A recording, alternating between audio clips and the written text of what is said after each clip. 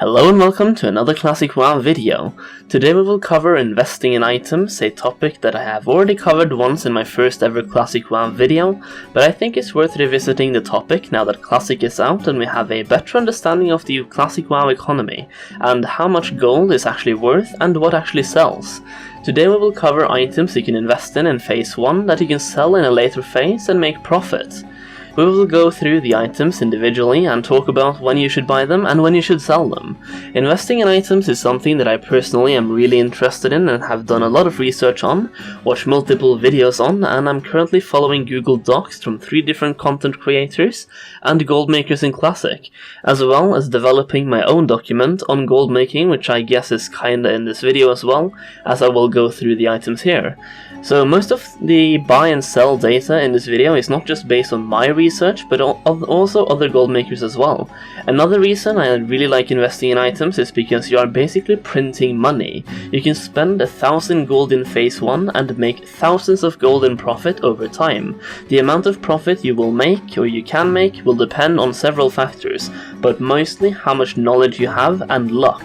For example, if you snipe 5 Shadowfangs for 1 gold each, you are extremely lucky, and yes, this can happen. Someone I know sniped 3 Shadowfangs for 1 gold each so far, so I think acquiring 2 more in Phase 1 could be doable. However, you also need a certain amount of knowledge to know which items to go for, and this video can help you with that. If you have any questions about investing in items that I don't cover in this video, join my Discord, which is linked below, and ask me over there. So with that, I think it's time we get into the items to invest in. First off, we have Twink Items. The most profitable Twink Items in my opinion are Shadowfang, Assassin's Blade, Feet of the Lynx, Sentry Cloak and Staff of the Blessed Seer. This is all because these items are absolute best in slot by far compared to any other items in the level 19 Twink bracket. The level 19 Twink bracket is also where you want to focus on investing, because most people who quit WoW will quit either before or during their mid-30s, which is also coincidentally where these items drop. They're basically world drops and dungeon BoE drop for mobs in a level range of 20 to 30, so the supply of these items will definitely be influenced by the mass amount of people trying out Classic. However, we are already seeing tons of people drop off from Classic, meaning that later on there will be less people playing Classic in general, meaning a lower supply. However, this does not mean a low demand, because twinking is a huge thing in Classic WoW and on P servers, and the people who had a goal of making a twink still have that goal. Most people who just tried out Classic for the fun of it probably never had any intention of becoming a twink anyway. You want to buy these twink items as fast as possible and sell them in Phase 2 or Phase 3. Whether you sell them in Phase 2 or Phase 3 is still a highly discussed thing among gold makers, because there are 2 reasons to twink. 1, you're bored of current content and need something new to do and something new to focus your energy on. 2 is Battlegrounds. Level 19 is the highest level in that bracket, and having a max geared out character at level 19 means you'll one-shot most others in that bracket. Now let's go over some statistics and my guesstimates on how much you can make on certain items. First off, we have Shadowfang. This will probably, keyword being probably, sell for at least 500 gold on most servers in Classic come Phase 2 or Phase 3. This is absolutely the best in slot weapon for rogues and Fury Warriors. Not that you'll see a lot of Fury Warriors in this bracket, but hey, still good. Another reason this weapon is going to earn you a lot of profit is because, unlike most other Twink items, this can only drop from a dungeon, which is Shadowfang Keep, while most other Twink items are world drops. Number 2 is Assassin's Blade. This will probably sell for 400 gold plus on most servers in Classic in Phase 2 or Phase 3, as it's also a best in slot weapon for rogues, and almost every rogue twink out there will need one of these. This is also a drop from Shadowfang Keep, which is another factor to why their price will be so high, because you have to target farm this item and these in Shadowfang. Number 3 is Feet of the Lynx, best in slot shoes for any agility user. This is, however, a world drop, meaning that it will be a tiny bit cheaper, but it can also be used by other twinks than just melee twinks. For example, hunters need these, and hunters are a very popular class for level 19 twinking, because they hit very hard, and unlike rogues, hunters can kill you from far away. I would estimate that these will sell for up to, and maybe a bit over, 100 gold in Phase 2 or Phase 3. The next item is Sentry Cloak, another best in slot for agility users, world drop item, and it will probably reach roughly the same price as Feet of the Lynx. Staff of the Blessed Seer, best in slot for healers, the only twinks who can win over a rogue twink, if they can out-heal the rogue's initial burst. This staff is very rare and will most likely sell for between 100 and 200 gold in Phase 2 or Phase 3. Next up, we have some different materials. These will generally be safer to invest in than Twink Items, since materials like these will always be on high demand and should technically see a spike in price simply because people will have a lot more gold in later phases of Classic than they have right now.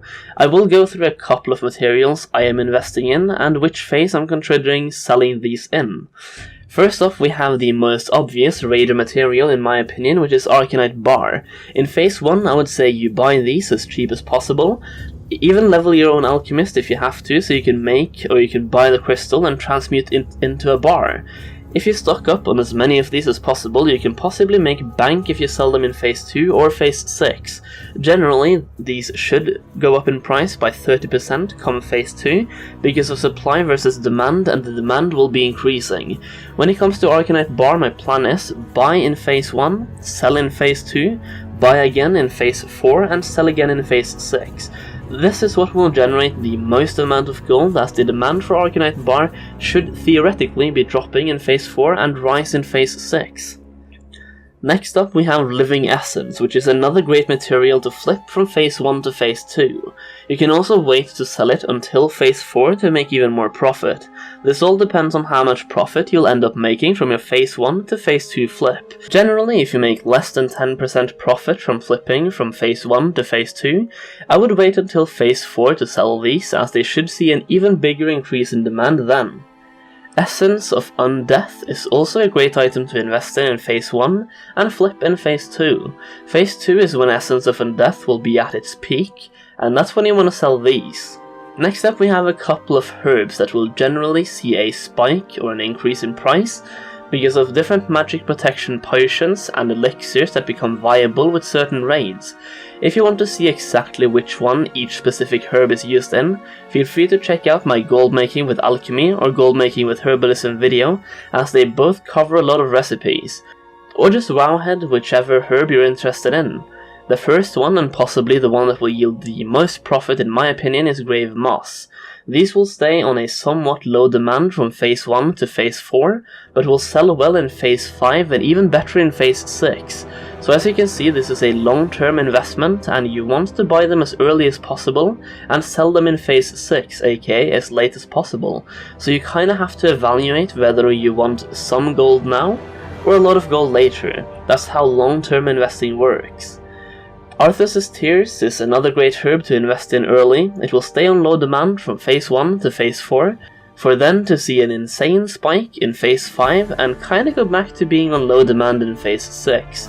So you wanna buy these as fast as possible and sell them in Phase 5. Firebloom is another herb that functions exactly like Grave Moss, meaning it will be on its lowest demand in Phase 1 to Phase 4, for then to see an increase in Phase 5 and then an even bigger increase in Phase 6. So the earlier you can buy these and the longer you can hold on to them, the more profit you'll make. Firefin Snapper is a fish that functions just like Firebloom, exactly the same, so low demand from Phase 1 to Phase 4, medium demand in Phase 5 and high demand in Phase 6. It also rises in demand for the exact same reason as Firebloom, so these two generally go together. Purple Lotus functions exactly like Arthas's Tears and will be on low demand from Phase 1 to Phase 4, for then to see a spike in price in Phase 5 and drop back down again in Phase 6, so this is a semi-long-term investment. A non-herb item that I think a lot of people are investing in and that can be pretty good to actually invest in is larval acid. It seems to me that nobody knows what this is used for, and I hope it stays that way, so I can invest in a few more. Generally, you want to buy these in phase 1, sell them in phase 2, buy them again in phase 3, and sell again in phase 4. If you want a lower risk, you can also buy them in phase 1 and hold on to them until phase 4, since phase 4 is when they will be at their peak when it comes to how much gold they will sell for. Quote me on this later. Large Venom Sack is another item you should definitely also invest in, as it's one of those items that will always keep rising in value, but is generally on low demand from phase 1 to phase 4, medium demand in phase 5 and high demand in phase 6. One thing that I've also talked about in my passive gold making and cloth farming video is fell cloth and moon cloth, and I think it's important for me to say it here as well. Mooncloth will rise in demand and rise in price. You want to buy or make as many mooncloths as possible for them to sell them in phase 4 and phase 6. The longer you can hold on to them, the more gold you'll get from them. That being said, the price of mooncloth keeps going up as the price of fellcloth goes up, but it will reach a cap. If you have a tailor or two, you can buy fellcloth and turn them into mooncloth as well, for them to sell the mooncloth and buy new fellcloth and repeat the whole thing over again.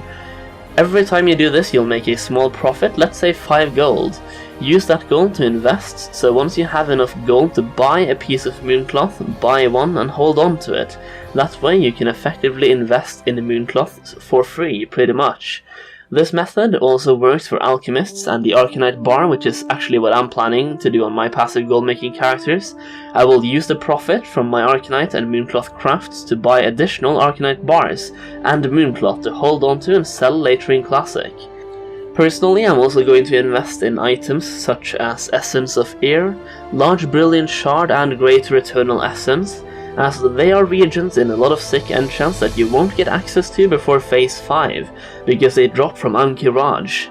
So I speculate that once these enchant formulas come out, these materials will see a pretty decent spike in price, and should go up quite a bit, because both the formulas are new and the enchants are new, and because the enchants are actually a very good enchant and is necessary for raiders, PvPers and twinks. These will be highly sought after. 2 final items I'd like to mention in this video are Mighty Rage Potions and Thistle Tea, used by rogues and warriors to generate energy and rage. This is used by people leveling, soloing stuff, PvP, raiding, twinking, pretty much anything, and the price of this will go up as people have more gold to spend on them. And I think it's obvious that people will have more gold in their banks in later phases, since in phase 1 you're spending hundreds of gold on spell training, 1,000 gold on mount training and even more. Once that is done, you might also have to buy some best in slot gear, and maybe even enchant it. Maybe you also have to spend some gold on leveling professions, and maybe you want to spend some gold on your alts as well, and you also have respecking. Point is, in phase 1 people already have a lot of stuff to spend their gold on, while in, for example, phase 5 people have already bought everything they need and will have quite a bit of leftover gold. So there it is, my personal investment list. I chose not to talk about why I invested in each item specifically, because I have talked about all of these items before, but spread out through multiple different videos. It's also just good for me if people don't start investing in all of the items that I am investing in, since the competition is hard enough already. The only thing you really need to know is that these items, especially the materials, are used in different enchants, flasks, elixirs and gear crafts that either become available or more used in later content phases in Classic. Regardless, I wanted to give you a small list of items that I think are very safe to invest in, but when it comes to investing, there are always risks involved, but I try to keep these as low risk as possible. Additionally, there are also 2 links in the description from a couple fellow gold makers that seem to have the same philosophy as me when it comes to investing in items, and I did use both of these resources when I made this video, and I did learn about a couple new items that I have not invested in previously. One of them is a Google Docs spreadsheet, the other is a Reddit post, both of which are really informative for which items you want to farm for and invest in. So with that being said, I hope you enjoyed this video and I hope you found it useful or helpful in some way. If you did in fact like the video, please take the time to slap a like on it, and if you want to see more, make sure to subscribe. And with that being said, I thank you so much for watching this video, and I will see you in the next one.